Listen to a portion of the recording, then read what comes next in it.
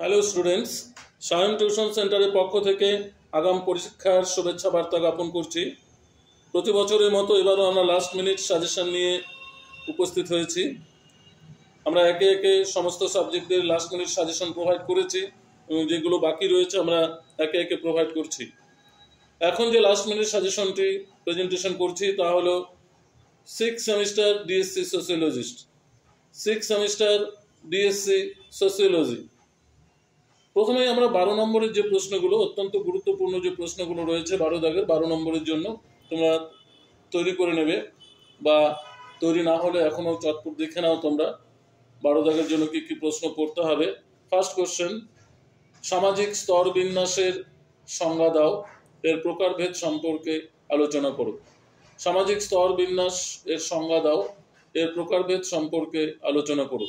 Second question, জাতি কি, ভারতবর্ষের জাতি ব্যবস্থাপনার বৈশিষ্ট্যগুলি আলোচনা করো। জাতীয় ও রাজনীতির সম্পর্ক লিখো। পরের প্রশ্ন, সামাজিক পরিবর্তন কি, এর কারণগুলি কি, এর শ্রেণী সম্পর্কে আলোচনা করো। পরের প্রশ্ন, লিঙ্গ কি, লিঙ্গ বৈষম্য গড়ে ওঠার কারণগুলি লিখো। লিঙ্গ বৈষম্যের সামাজিক স্তরবিন্যাসের একটি ধরন লিখো। পরের প্রশ্ন, সামাজিক সচলতা বা গতিশীলতা বলতে কি বোঝো, এর বৈশিষ্ট্যগুলি লিখো।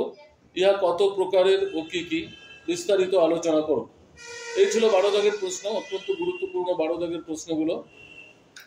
এবারে 6 দাগের যে প্রশ্নগুলো তোমাদের পড়তে হবে, অত্যন্ত গুরুত্বপূর্ণ, বলছি শুনে নাও। সামাজিক বিচ্ছিন্নতার ক্ষেত্রগুলি লিখো। 2 নম্বর, জাতিগত অসাম্য বা বৈষম্য বলতে কি বোঝো। পরের প্রশ্ন, সামাজিক বিচ্ছিন্নতা সম্পর্কে আলোচনা করো। পরের প্রশ্ন, সামাজিক স্তর বিন্যাসে মার্ক্সীয় তত্ত্ব ব্যাখ্যা করো।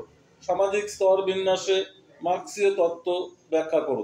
পরের প্রশ্ন, ভারতবর্ষে দারিদ্রতা বজায় থাকার কারণগুলি আলোচনা করো। পরের প্রশ্ন, গোষ্ঠীর স্বতন্ত্রতার বৈশিষ্ট্যগুলি আলোচনা করো।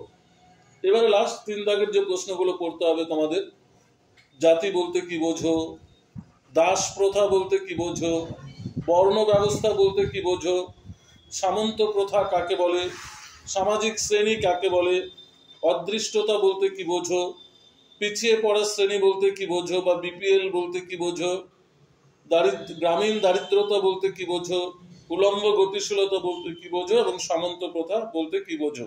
এই ছিল 3 দাগের প্রশ্নগুলো। সেটা টিকা হিসেবেও থাকতে পারে, সংজ্ঞা হিসেবেও থাকতে পারে, বৈশিষ্ট্য দিয়েও কিন্তু প্রেজেন্টেশন করতে পারে পরীক্ষায়। এই ছিল last minute DSC sociology suggestion, last minute suggestion. তোমরা নোটস তৈরি করা থাকলে তো ভালো, আর নোটস তৈরি করা না থাকলে সম্পূর্ণ নোটস যদি পিডিএফ আকারে বা জেরক্স আকারে পেতে চাও তো আমাদের যে কন্ট্যাক্ট নাম্বার দেওয়া রয়েছে, কন্ট্যাক্ট নাম্বারে ফোন করে তোমরা নোটস কালেক্ট